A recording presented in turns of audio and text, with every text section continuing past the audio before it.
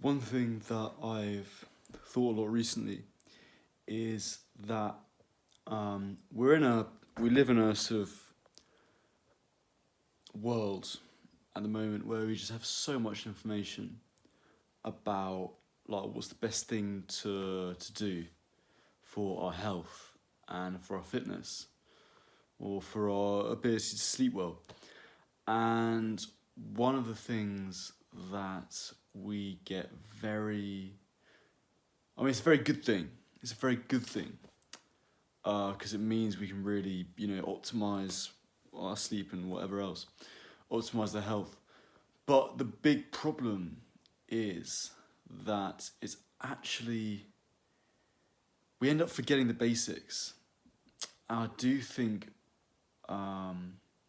we've forgotten a lot of the basics when it comes to sleep. And one thing that I think we've kind of forgotten about is naps. You know, I think um, we're way too like anal about having naps. Like there's a kind of very specific time when you can have a nap. You know, it's like 2 o'clock and then you're not allowed to, or it's like this idea that after 2 o'clock, like you shouldn't have a nap because it's going to ruin your sleep for the evening. And look, I'm sure that it does do stuff. Like it does destroy, get rid of your melatonin and whatever it is. If you have a sleep like later on in the day, like obviously that's going to happen, especially if you go under and you properly go unconscious. But I think we've become a bit too sort of sensitive about it. Um, and it's funny because I do think sometimes we should be a bit more like just animals. Like I've got a dog. Our family's got a dog, and he just sleeps whenever the fuck he wants. Just whenever he feels tired. Um, and he's loving life. And he'll go to bed in the evening when we all go to bed, and it's not a problem for him. Um, Now, obviously, we're human beings, whatever. But I just think if you feel tired, that's your body telling you to go to sleep, to rest, you know? You listen to your body. And I think the trouble is we get this sort of instinct to be, oh, I'm tired, like, but I can't have a nap, I can't go lie down because it's too late, you know. And so we sort of stimulate ourselves, like we'll have a late cup of coffee, or we'll be more, when we're tired, we're more distracted, we're more likely to get distracted to go on our phones because we need that sort of hit of dopamine to keep us awake. And that has much longer knock-on effects further on down the line than if we just had a short nap a bit later on in the afternoon and then got on with the rest of our day. But instead we spend the rest of our day a bit distracted, on our phones because we're tired, and really we should just lie down for a bit and catch up on our sleep.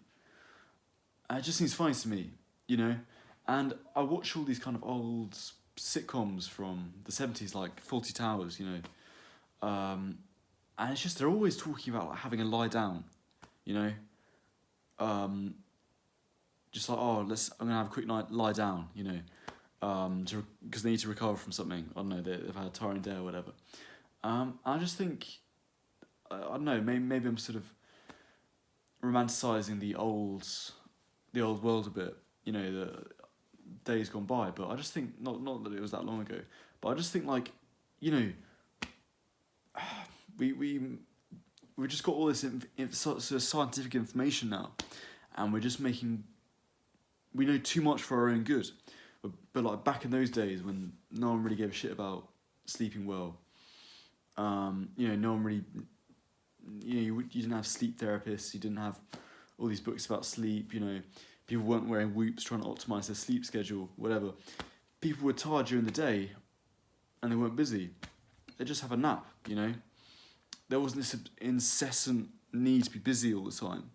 You know, this constant need just to fill your day with just meaningless work. Just like, if you're tired, have a bit of a nap, you know?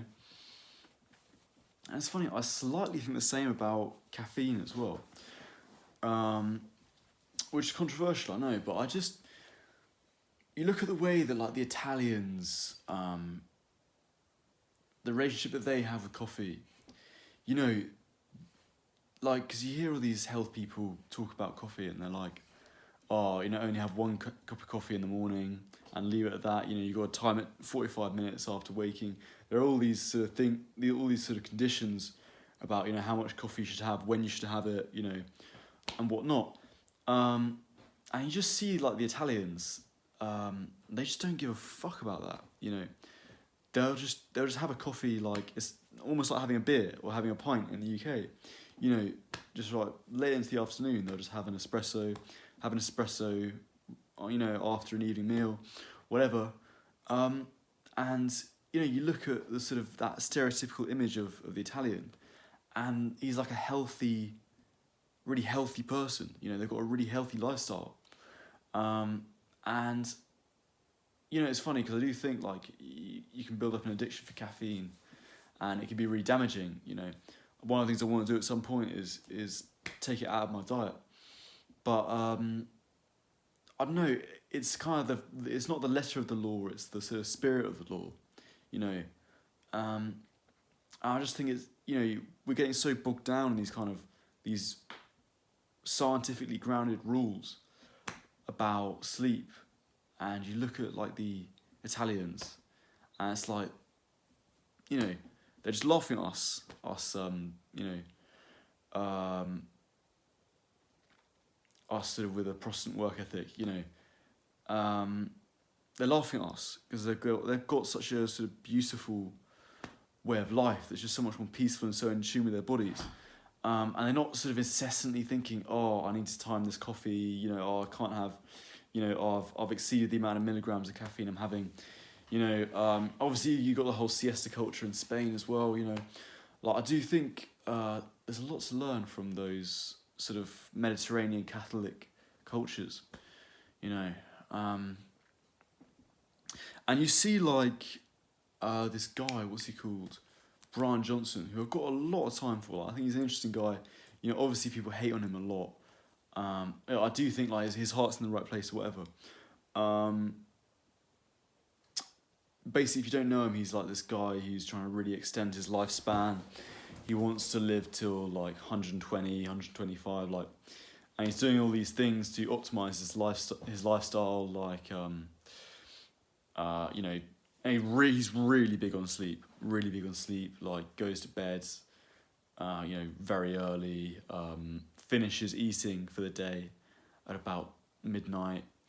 You know, he has a Whoop, you know, he's got all these weird sort of protocols, you know, and he's famously got like really high sleep score on Whoop. But anyway, why am I talking about this? Well, because I see him and I just, you know, he's got quite good skin, you know, he's got a good Whoop score, you know, all this stuff, whatever.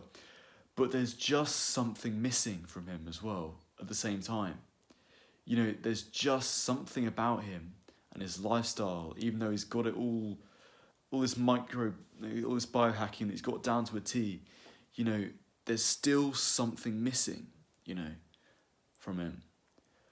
And I just think there's more to this whole like healthy lifestyle than just like pure following the data.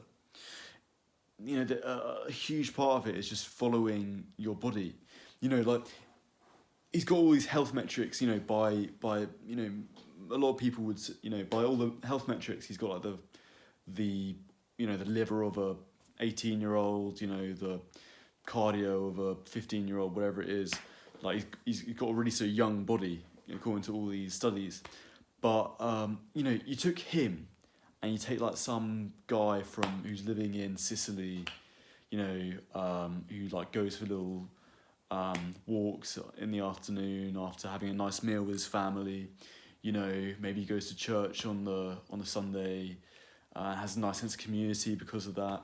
He has quite an easy, gentle life. You put has the sun on his face. That that sort of image of like a healthy, Mediterranean guy. You put him next to Brian Johnson, and there's just something that he has that Brian Johnson doesn't have. I think a lot of it just comes into just being in tune with your body, and it's funny because so much of like self-improvement, like whatever you want to call it, is about pushing yourself to the extreme, like seeing what you're capable of. But you're only going to see what you're capable of in a very limited ability if you push yourself, when you're pushing yourself. And there's a whole other dimension of life when you slow down, and you just let your body chill out and recover, and get in tune with what it really wants to do. And it's difficult because we get all these distractions. Our body starts sort of wanting to go on our phones and stuff like that, and so we just outright reject what the body wants to do at all. But I think you can tune into like really just doing what the body wants to do on a true fundamental level. If it feels a bit tired, just go lie down on the sofa and listen to an audiobook for a bit. It's not the end of the world. It needs that kind of rest and recovery. And yeah, like I just think, some people might just decide, I just want to push myself to the limits, just really like, I don't really care about the health of my body so much, just want to really push myself to the extreme. And that's fine, and I had that feeling myself, but I think you want to find out on what you're missing out on the other side, Like I remember going like in university. It's when I began to really get into all these kind of. It was when like YouTube Shorts was like really popping off, and you had all these guys. Like it was kind of the same time Andrew Tate was very popular, and I was very inspired by like this kind of this sort of proper Protestant work ethic. Just grind, make lots of money, stuff like that. I was beginning to get really inspired by it. And I remember like I went on holiday with my brother and our friends to Spain, and I just remember seeing the lifestyle they had there. And I just remember having like a really deep chat with my brother and our friend about it. And I was like, yeah, like what this is like the way the guys live here in Spain, it's so. I just realised there's this whole other dimension to life that I haven't even realised, I haven't even experienced, and who's to say which one's better, So I do think it's worth just getting both sides of the coin,